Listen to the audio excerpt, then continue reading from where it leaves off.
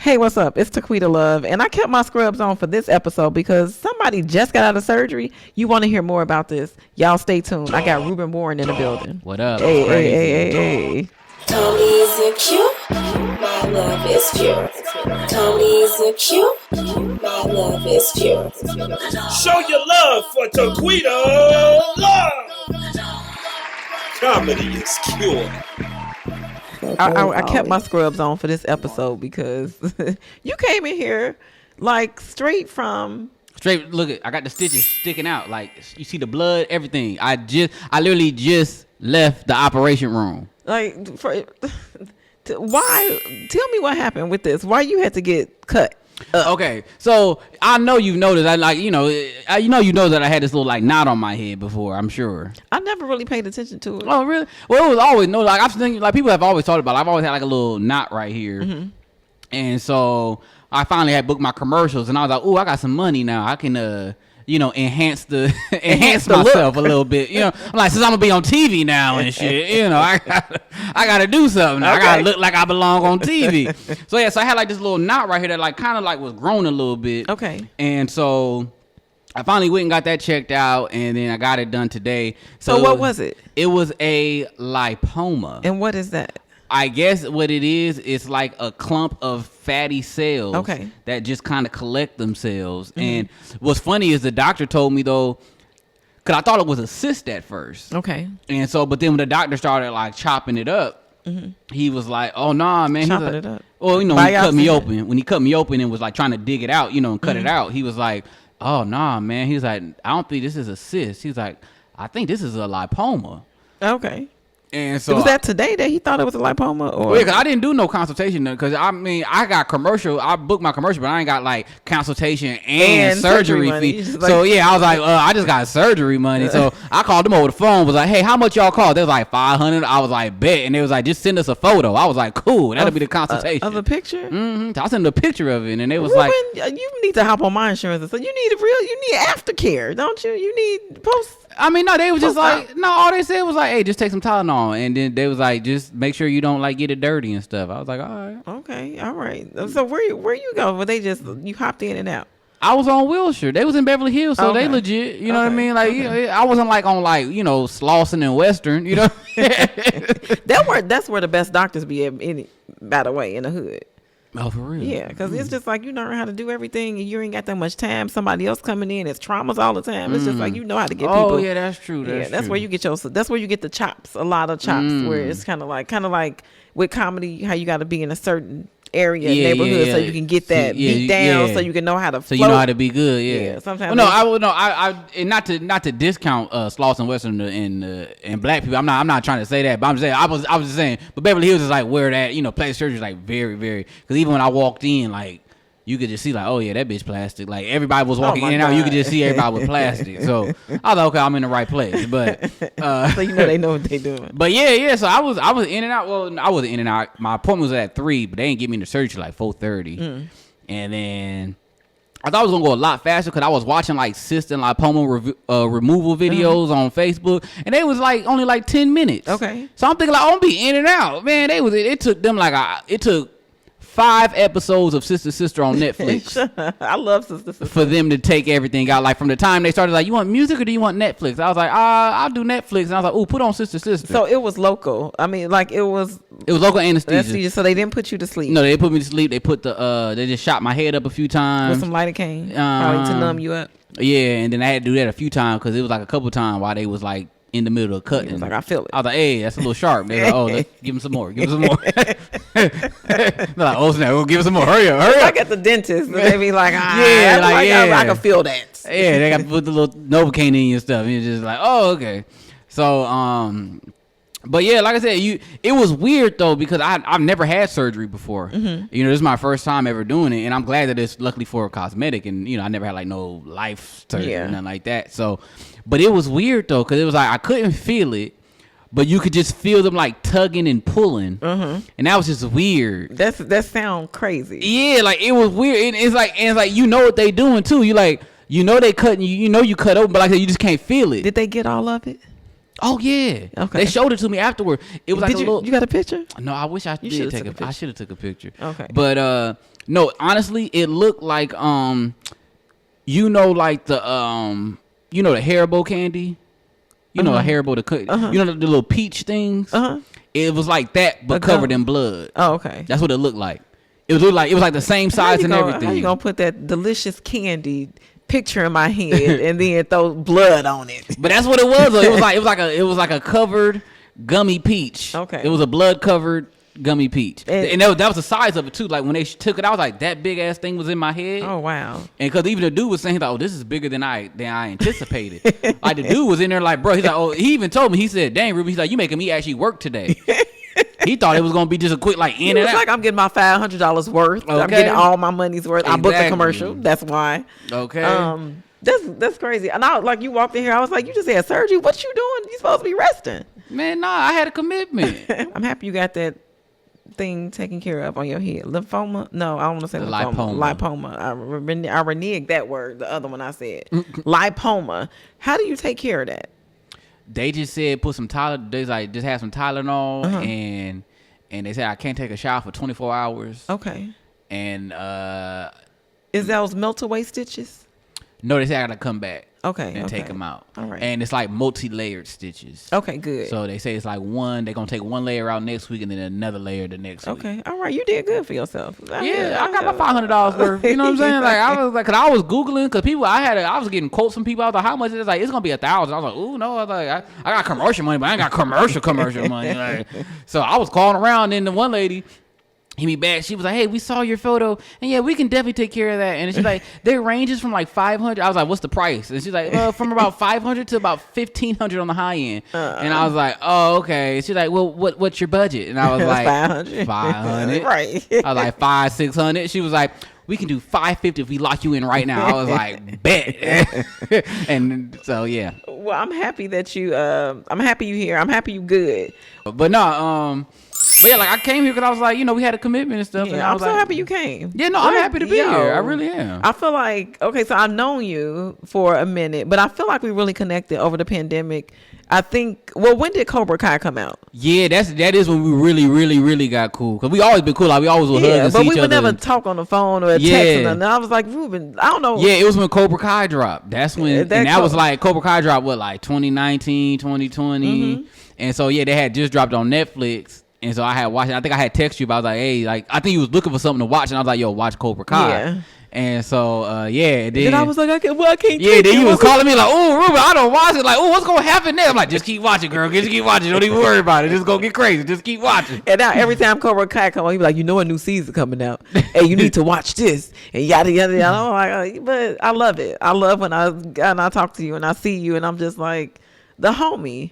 Yeah, it's like like I said, like one thing I've learned in these last couple years, especially like just with everything that we've been going through as comedians, just dealing with our losses and stuff. Yeah. Like I just really learned like just how much comedians are my family. Yeah. You know what I mean? Like we got a bond. Like I always say, like our bond is like no other. Yeah. Because especially in LA, we see each other more than our own families. You know what I'm saying? A lot of us are transplants, know, and so like we are our family out here, and so that's why it's like when we do lose somebody, it hurts so bad. You just be like, I can't, R.I.P. Boog, you know what I'm saying? And I know that was the last time I saw you. We were at his service. Yeah. At those moments, and I didn't realize it because like I have my family, my nursing family, meaning like the people I grew up with, in nursing school, and then some of my nursing friends, and like we be in the trenches together, like doing CPR and like running around pushing medications and drawing labs and doing all the nursing stuff, and you build a bond in like all that chaos. You build bond with people like that. And then in stand up, it's like it's something that you don't understand unless you in it. That's how I feel. It's like a fraternity. You know what I'm saying? It's like a secret society almost. You know what I mean? I like to say all the comedians were all cousins. I like to say it like that because it's like, how you got cousins you don't really mess with, but they're part of the family. So like you can still come and kick it in grandma's basement. But if I don't mess with you, we still family. And you're not gonna be the cousin I'm gonna talk to at the function. You know what I mean? Like I'm just be like, oh, there you go. Okay, that's that one weirdo cousin. But everybody welcome. That's the thing about comedy. I feel like you find a place for your out of placeness. You know what I'm saying? Like, yeah, no, like I said, yeah, it's definitely like it's a connection there. You know what I'm saying? It's a bond that we make, and you know, and you don't. It's like an unconscious thing too, because you don't realize, like I said, we be out till 2 a.m., 3 a.m. with each other. You know what I'm saying? And then we just, and not even performing. We literally just be out here just talking. And, you know what I'm saying? Just, you know, just laughing, joking. You know what I'm saying? So you just doing that every night, in and out with these same people. It's like you build a bond with these people, and it's like a brotherhood, a sisterhood, and you realize like, yo, like I said, I learned just these last couple of years. I'm like, yo, comedians, my brothers and sisters. Like, I got love for y'all so. Like, I love y'all so fucking much. Like, we love you too. Like, for real, man. Like, I got love, man. Like, first time that I saw you was at Chinese Man Theater, and you were performing on. It was a Wednesday night show. Oh yeah, Russell Simmons. Simmons. Yeah. And your joke that you started that made me laugh the most, because you were younger back then, you didn't have facial hair, and then you will start off and be like, well, this is the Nickelodeon part of the show, and then you had all these bits, and I was like, who is this young dude that like on comedy on Russell Simmons night just killing the game? And you still just taking over. You write on shows. You are in the comedy streets on a daily basis. You have a comic book, and you're young. You young as hell. Well, you could be my little son if I had one. You'd be a teen mom, but yeah. Well, it'd be like that. Where did you come from? Like, and I hate to say it like that, but like, tell me briefly, like, what your comedy journey has been like. Yeah. So I'm originally from Portland, Oregon. That's where I was born. But I wasn't necessarily raised there because my parents was unstable, so I lived everywhere. You bounced around. I lived in New York. I lived in Atlanta. I lived in North Carolina. I lived in Florida. I done lived everywhere. But nonetheless, so I was born in Portland. My dad was actually a stand-up comedian. Really? What's your dad's name? The same name as me. Rubyn Moore? Uh-huh. Oh, okay. We know him? No. Okay. He don't do it no more. But when he had me, you know, when I was born and stuff, he was doing it then. And so I grew up like seeing it. I wasn't necessarily in the clubs and stuff like that, but I would see him perform because he would do like churches and stuff. So I would see him do like clean comedy and whatnot. So I always knew what it was. And, you know, my mom even says that I have no recollection of it, but she said I did my first show at 5 years old. She said we had like a like party in the backyard or something like that, and she said I got up and did stand up. What you talk about at 5 years old? I don't know, but I do remember this though. There was one time, I think when I was like 6, I was doing I did stand up at an old folks home one time, and I was like 6. I don't know what I said. I think I said something about let me see. I said something stupid because you're 6. I said something about like Dracula and doing the Elvis. I don't know. Regardless, 6 years old. So is that when you got started at 6? No. That, like I said, that was just like for fun. Like I didn't really know. I didn't really get started till I was like 14. And I got started like at church. Just I'm a church kid, so we be at church all day on Sunday. You say church kid, PK? Okay. Yeah, I grew up in church and stuff. So you be at church all day on Sunday. So it was like, I think it was like one time we was waiting for like another service to start. I kind of just started like telling jokes, just like telling jokes about church and stuff. And that's when I kind of really got into it, like 14. And then my 15th birthday party, I did stand up. Like I was doing like thank yous at my birthday, like thanking everybody. And then my auntie yelled out, she was like, do the church joke, do the church joke. And so then like I did it and everybody in the room laughed at it. And my dad happened to be there because my dad had flew in from out of town to come for my birthday.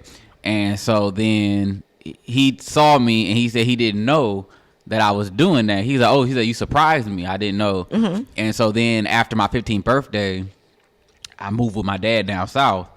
And so then that's when he started like being like, okay, so like, do you really want to do this? And I was like, yeah. And so he's like, well, this is what you do and blah, blah, blah. So he kind of really started showing me. And so I started doing churches because that's, you 15, that's all you could really do. Yeah. Ain't nobody gonna put you in a club or nothing like that. So, yeah, so like from like 15 to 18, I was like just doing churches. Okay. And then 18, I was in Atlanta. And what made you move to Atlanta?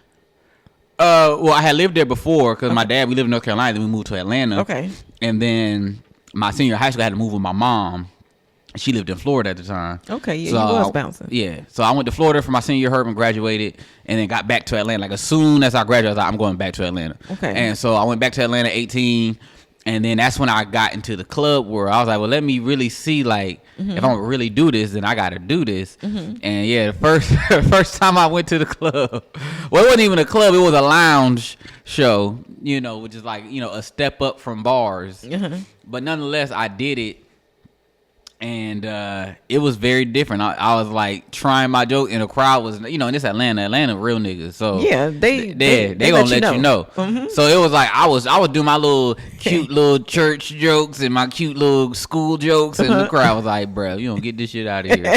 But then I went to my one of my old church jokes, like old reliable, and when I did that, they laughed, and they actually got like a good laugh, and like closed on that. And so yeah, so that I got started in Atlanta, like really, to me, like I always say, I really got started in Atlanta. That's where like I honed my chops and really like learn like the dynamics of comedy. Yeah. And then fast forward 21, Rodney Perry was telling me in Atlanta, he would always tell me when he see me, he'd be like, "Bro, when you going to LA? When you going to LA?" He would always say that to me. And I was like, "Oh yeah, you know, like I whatever." love Rodney Perry. Yeah, shout out Rodney Perry, bro. Good peoples, man. And so he would always tell me that, like, when you go to LA, you need to be in LA. That's where you need to be. So then November 2013, I had just turned 21.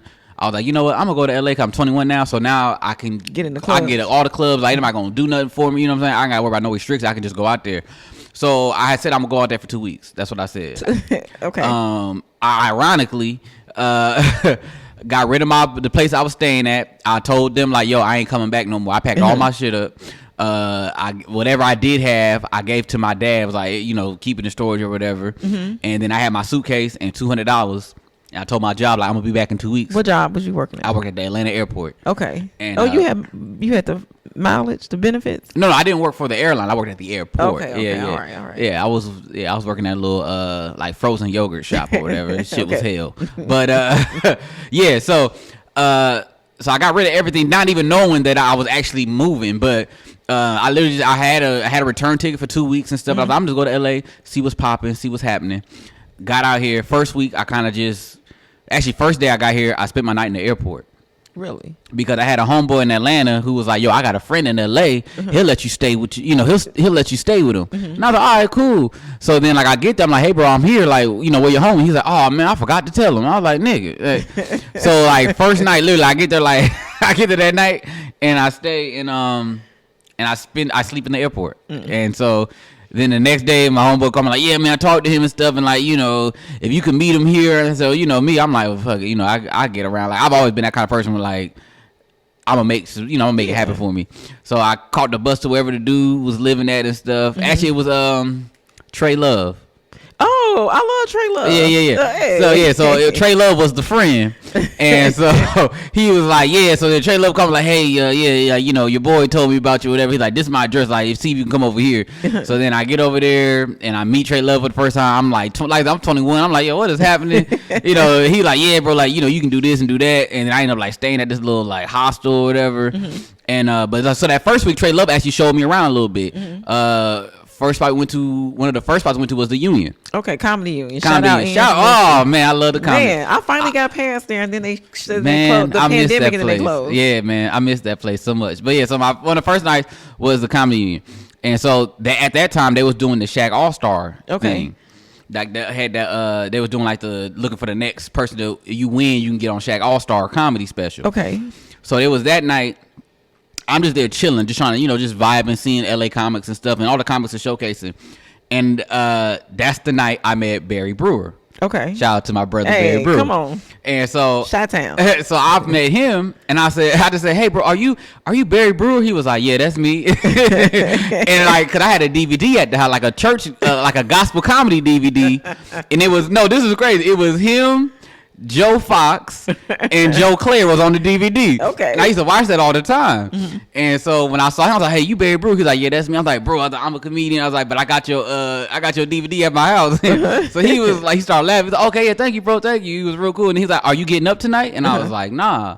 And then he's like, oh, well, he's like, I'm gonna talk to Gooch and, you know, we'll get you on. Okay. So he bring me over to Gooch, R.I.P. And so he was like, hey, he said like he knew me though. Like me and Barry just met literally like 30 seconds ago. We just met. LA for you, yeah. So he was just like, hey, Gooch, this is Rubyn. He want to do the showcase next week. And so then Gooch was just like, okay, we'll just call the club tomorrow and we'll get you confirmed for next week. And I was like, oh, okay. So I called the next day. And then I was like, hey, I'm just calling you from last night to do the show next week. And he was like, oh yeah, I got you. So be here Wednesday at 8 p.m. I'm like, all right, cool, bet.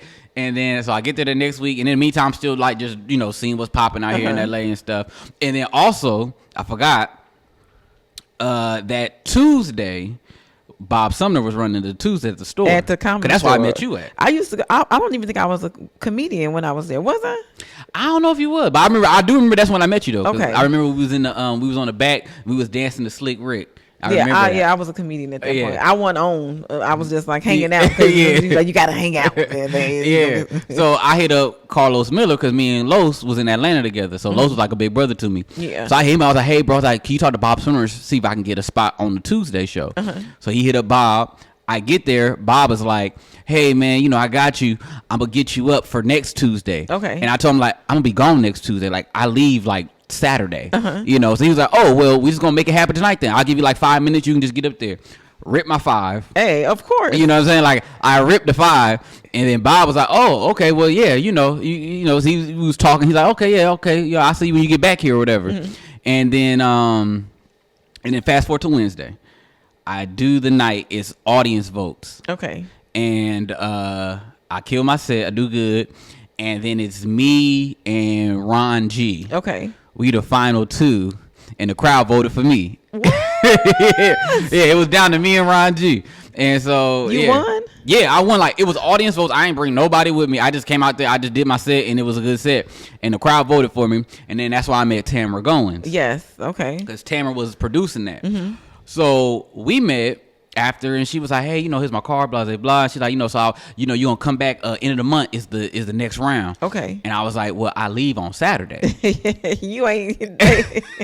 I'm like, I leave on Saturday. She was like, well, if you leave, then you're going to have to forfeit. Like, you can't do it. So then I was like, all right. I was like, I'm going to just make it work for this next month. And I was like, I'll just get a ticket and go back later. Yeah. Mind you, I'm a broke 21-year-old, just left Atlanta. I ain't had no money. I literally came to LA with $200. All I had was $200 in my suitcase. Dream on. Yeah. So then during that month, like, so the next 2 weeks now, I'm just in LA. My name done circulated. You got buzzed. I got Sumner. And I got buzzed because everybody was like, who this young nigga from Atlanta just out here just, I was ripping say just like, where you come from? I did kind of come out of nowhere. So then Bob at that time was shooting the show for Aspire, the We Got Next. You did We Got Next? And so he hit me up in that time and he was like, yeah, so I want you to do the warm-ups for the show, for the season that they was taping. And I was like, all right, cool. And so so I ended up doing the warm-ups, which was really, really dope. Real fun. And that's how I realized too, like the store and the Aspire is how I met all my LA comedy family, really. Like, that's how I met a bunch of people, was through that. So then, so I do the warm-ups, and, I'm having fun, doing good, meeting all the comics and stuff. That's why I met Trey Elliott. But everybody was there. Yeah, now I'm reminiscing.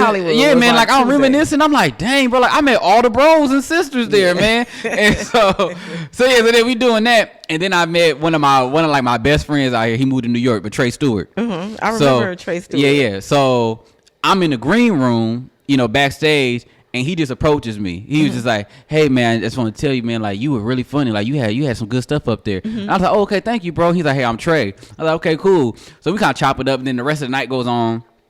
And then me and him are walking. And at this point, I'm homeless. Like, low key. Because like, I was staying at a spot. But I was like, because I only had $200 and I had no job or nothing, and I had no income. Like, I was getting money orders from, this is 10 years ago before Cash App and stuff was a thing. So I'm out here getting Western Unions from my family. I'm like, hey, y'all, like, I end up winning this contest. And they're like, oh, my family, they're like, oh, you gonna make it. So they was giving me money and stuff like, you gonna be okay. And so yeah, at that point, like, I'm at the spot where, like, I owe like a week worth of rent and don't have it. And then, like I said, I met Trey. And so we ain't had no car at that time, so we was both walking to the bus station, the NoHo train station. Okay. And so we talking, and I'm like, yeah, I'm from Atlanta and stuff. He's like, okay, cool. And I was like, yeah. So I'm going back at the end of this month And then I'm gonna come back though. I'm gonna move back in like a couple months. I'm gonna move back. Yeah, I was like, but I'm gonna move out here though. I was like, I'm gonna go back to Atlanta. You know what I'm saying? Do some things, take care of some business, and then I'm gonna just come back. And Trey immediately told me, he said, don't do that. Yeah, because you came out here buzzing. Yeah, he told me, he said, bro, he said, do not do that. He said he did the same thing. I did the same thing when I first moved out here. I came out here and I said I'm gonna come back in 3 months, and I went back to Detroit. I ended up staying there a year because I was just trying to you end up getting caught up in life. Yeah. He was like, no, he's like, you already out here. He's like, you already got buzz. He's like, you already got people that want to fuck with you. In 2 weeks? Yeah. And so he was like, bro, you already got people fucking with you. Like, just stay here and rough it out and like do what you gotta do. And I was like, dang, okay, you right. And I'll tell him like, I ain't got no place to stay. He's like, don't even worry about that. He's like, you come stay with me. Okay, Like, look at God. Look at God. yeah, Come on, PK. Come on, it was crazy. Man, it was crazy. And so mind you, Trey stayed with it's like 6 niggas in like a 2-bedroom. But he was like, bro, I can just move you in. Don't even worry about that, bro. Like, yeah, like nobody gonna know. Yeah, he was just like, just come on through, and I just slide you in. I was like, all right, bet. You know what I'm saying? Like, I need a place to stay. So I was like, cool. So all that happened November. Like November 2013, all of that went down. And then like December, that's when I had posted, and I was like, hey y'all, so I live here now. Like, that's where I'm at. And now this year marked 10 years.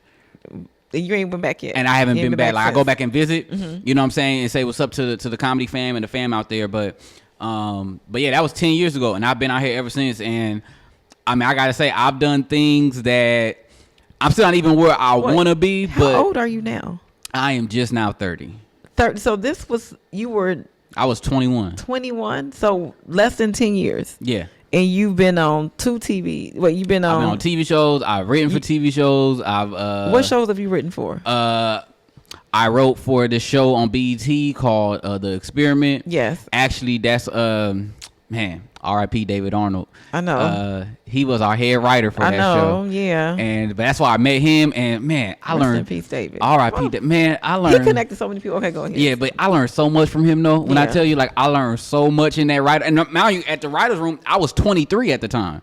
You know what I mean? Like, so I'm just this young nigga. And then it was a funny story about David Arnold. So, I remember he was telling, because I was 23, so I was like arrogant and, you know, not focused and undisciplined. So I'm in the writer's room. I'm like, I got my headphones on and shit. I'm like just being lackadaisical, not really like thinking like, oh, this is like a job. And so, so then somebody was like, Dave was getting his shows and stuff after the BT gig was up. And Dave actually did have a sit down with me. He was like, bro, like, you got to be focused in this industry. Like, you got to really take shit seriously. And I was like, yeah, you right. And so, but me, like I said, I'm 23. You know, when you 23, you young and bullheaded. You'd be like, nigga, whatever. And so, but I mean, I took it serious. But then I remember, like, Tamara tried to get me a job with Dave. And Dave was like, nah, he ain't ready. He was like, he ain't ready. And so, that work ethic, boy. Yeah, man. So that's what I had to learn. And, but yeah, but like I said, that was just one thing that I learned from Dave, man. And so yeah. Oh, rest in peace. Yeah, R.I.P. Dave. But yeah, like I said, I wrote for that show because of the Comedy Union. That's where I met. Well, actually, no, through the store, and then hanging out at the Comedy Union. That's why me and James Davis got real cool. That's like a big brother to me. He brought me on for his show when he was writing Hood Adjacent? Hood Adjacent for Comedy Central. He was like, bro, I want you to come on. He was like, so I got to work on a pilot for that. Okay. And so I got to do like punch up and stuff. That's dope. So that was like a real big credit for me too. I'm like, dang, bro, like I got a Comedy Central writing credit. Like under 30. Yeah, you know what I'm saying? Like, yeah. So yeah, and then I wrote with Bentley Kyle Evans, his studio. I got in with them a couple years ago. So I've written like a couple episodes for their shows. Which show? It's one show, like it airs in the Caribbean. It's called what is it called? Under One Roof or something? Okay. No, House Out of Order. That's what Okay. it's called. But it's like a Writing Jamaican credits? show. So yeah, so like I've written for that, and so yeah, like just in my 10-year journey, it's like I've learned so much, and I've taken a lot of lumps, and I'm still learning, still bettering myself. But everything that I've accomplished out here so far is like been beyond my wildest dreams. Like I can't believe that I've actually. It's weird because in LA too, it's very easy to feel like you ain't did shit because you see everything else around you, and then you see where you actually want to be. Yeah. But when you actually just step back and be like, nah, but nigga, you did that, though. You like, did that. You know what I You mean? did Like, yeah, that. like when you step back and really think about it, you be like, yeah, you're not necessarily where you want to be, and you definitely got some work to do. But nigga, you've done stuff. Like, you've done shit. You write it on TV. Yeah, like, yeah. Come on. I've written for television and stuff, like, and that shit nobody can take away from me. You know Not what at I'm saying? all. And that stuff that I did on my own, and, you know, and through my talent and stuff. Comic book. Yeah, I got my own comic book. Shout your comic book out. Comic book is called Swag Patrol. Y'all check it out. Instagram, Swag Patrol Comic. Facebook, Swag Patrol Comic. Y'all support Rubyn. Come on now. Yeah, it's dope. It's a dope series. But yeah, I've been out here grinding, and like I said, I just booked for the first time I got 2 commercials. I know, I saw that. I was I like, just look at booked, Rubyn. I booked 2 commercials back to back, one in December, one in January, and so yeah, like I'm feeling good, and you know, and I think too with me is like I just turned 30, right? So it's like everybody know me as like the little brother, Exactly. but now it's like, I be telling like y'all like I'm a grown ass man now, like I'm always like this the Nickelodeon part. like of the I'm show. grown now, because even like I had another homegirl from Atlanta. She had came out here. She was doing the show. My girl Mia Jackson. And she know me since I was 18. Oh, wow. Because in Atlanta, I was 18 and I was in the clubs and stuff. And so a lot of the comics really took me on as a little brother. So when she came out here, I had seen her a few months ago. And I was like, girl, I was like, you know, I'm 30 now. She was like, nah. She's like, ain't no way. She's like, ain't no way you 30. It's like I can't unsee you as the Nickelodeon part of the show. But you know what? I was talking to you. I think Nichelle had her show at the Miracle Theater. And you were showing me your headshots. Oh. And you had like the bad boy look with the white tee. I'm No, like, I what? remember you told me, you said one of my headshots. You was like, "Ooh, Rubyn, right here in this one." You was like, "You look like a fine toxic nigga." And I was like, "Ooh, you gonna make me blush, Taquita? Don't tell me that." Rubyn, because it's like, you know how like I see you as like, you know, a youngin, not that I'm that much older, but like, but yeah, I'm like a little brother to you. Yeah, and I'm Yeah, just yeah. like, yo, Rubyn out here showing his chest hairs, like. Yeah, And you he know, look like he hurting women. I'm like, no, he cannot. Not my Rubyn. Not the Nickelodeon part of the show. yeah. So like, it's crazy. Like, it's like now that I'm 30 and stuff, and you know, it's like I said, and it's easy to feel like I said, in LA, it's easy to feel like you're not accomplished and stuff. But I realized I'm like 30 is still young. That's very young. You know what I mean? It's like, you know, but for some reason, I don't know if it's the way the world is now, but we be feeling like if you ain't made it by 30, like you just an old washed up nigga. Like, you know, like that's the way like social media and just I could say just the way society kind of is now. Like, cause everybody has like this. It's a microwave mentality. Yeah, it's like it a gotta fast happen. path to success. You know what I'm saying? It's like, you know, but I realize now though, I'm like, no, I mean, I'm 30. I'm like, I just booked my first commercial and stuff. And on top of that, not only am I 30, but like I'm a good 30 because I still look like I'm 21. Like that's the thing. Even though I got facial hair now, and niggas have known me since I had the baby face. Yeah, but if I shave all this off, I'ma still look like the Nickelodeon portion of the show. And you got the light eyes. You like, look, I'ma hurt you, but not that bad. Exactly. Like you gonna cry, but you gonna be okay the next day. Like you gonna cry yourself to sleep, but when you wake up, you be like, oh, okay, it's over. All right, cool. Like I ain't gonna leave right away. Yeah, you know. I can't even imagine you being. Anyways, But being toxic. yeah, being toxic. You toxic? Nah, I ain't gonna lie. Like, even though like you be following me online, you know I be talking all that shit and stuff, but I'm really not. I'm not as like well. You're a PK, so like, does that matter? I mean, Not really. I'll say I have toxic tendencies, but everybody. I ain't toxic. What's you one of know. your toxic tendencies? I'm selfish. Okay, that's not really a toxic tendency. Nah, that's why my last relationship ended, because I was selfish. I was like, But you're 30. You don't need no relationship right now. I You mean, feel me? Like, I'm not worried. I mean, no, but I'm not really toxic, but I am me first. Okay. You know What's what your I mean? sign? I'm a Virgo. Okay, I don't even know what y'all do or what it be, but I'm just. Nah, for us, for Virgos, it's really just we always right, and like if you just listen to us, you wouldn't be fucked up like you are. Like Okay. that's how Virgos think. Like we always think like we'll be like, I'm sorry, but if you just did what I said, we wouldn't even be here. Like that's how we are. Okay, I can see how that could mess some stuff up. Yeah, because that's how it is. You just be like, look, I'm sorry that this happened. But if you just did what I told you to do, you wouldn't even be like if you just did what I told you to do and just listen and follow directions, we wouldn't even be here having this Oh my God. conversation. Okay, yeah, you got a little toxicity. Yeah, no, I'm saying that's- I'm gonna let you have that one. Yeah, that's what I'm saying. Like that's, Virgos, we a little, it's our way or the highway. Okay, all right. Well, okay, so thank you so much for coming. Take care of that. Hit me if you I will. It's gonna be me and my gospel music that's gonna help me. I forgot gospel music. we be sending gospel songs. Like the Spirit hit me with this one. Man, it was like, hey, this one.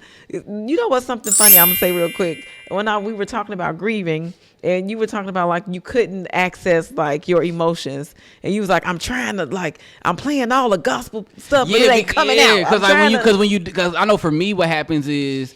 When I get the news that somebody dies, I go into shock. Yeah. So it takes a day or two for the shock to wear off. So then for me to actually be like, oh, okay, let me process. Like I want to grieve. Yeah, like I want to get it. Like when Boog died, I was in shock, and I was like, I don't want to be in shock. Like I want to get the tears out the way. Yeah. You know what I'm saying? Like I want to just, but you can't rush it. You know what I mean? But so yes, I was playing everything. I'm like, I'm gonna play some Yolanda Adams this weekend. I'm gonna play Donnie McClurkin. I'm gonna play all this stuff. I'm gonna play Hezekiah Walker. Yeah. I was trying to get something. I was like Marvin Sapp. I need Somebody something. Come on, put some tears in my body. Man, but it wasn't until I made my post that a couple days later I finally made like my R.I.P. Boogie B post. As I was writing it and saw his picture, that's when I was like, oh shit, here we go. And then I had to play gospel music all week because I was just reverse it. Yeah, to help me cope. I was like, damn it, I tried to do it. It messed me up. That's what I texted you about when I was like, I played Stand by Donnie McClurkin. Yeah, that got you. That man. That took you out. When I heard what do you do, I just broke. I was like, oh damn, here we go. So fitting for a preacher's kid, right? Y'all check out Rubyn Warren. What's next, and where can people find you? Right here. What's next for me? What's next right here? Come on. What's next for me? Mm-hmm. That's a good question. Right now, what's next for me? I'm just like I'm really focused on acting now. Like, okay. I really been taking that serious. Like I said, I booked 2 commercials so far, so I'm like looking forward to like getting that TV role. You know, booking my first TV role. I just as a toxic man. Yes, as a toxic fine nigga, according to Taquita. Based on my headshot, I can play a toxic fine nigga. And I ain't say fine. I just said toxic, but you can throw that in if you want to. You know, I'm fine. It's cool. I got eyes and shit. You know what I'm saying? I got the pretty eyes. I'm fine. But no, I'm doing that. I just got a cruise ship agent. Okay. You told me about that. Yeah. So I'm really looking forward to that. That's kind of like my next big thing. Like I really want to do that. Just because that's a way to see the world and travel. Okay. And make good money doing what you love and stuff. So I'm really looking forward to like getting those going. But yeah, that's like pretty much it. Okay. So yeah, I'm staying grinding. Yeah, you know what I'm saying? Young. And you guys can follow me at Rubyn Comedy, RUBYN Comedy. That's on Instagram, Facebook, all of that. Hey. Tony's a cute, my love is pure. Tony's a cute, my love is pure. Show your love for Taquita Love. Comedy is cure. So as always, you want this shit. I had one dude was like, hey, do you think you could bring a brother the clear machine home? Oh, the clear machine. He was like, yeah, ma, the revival. Clear.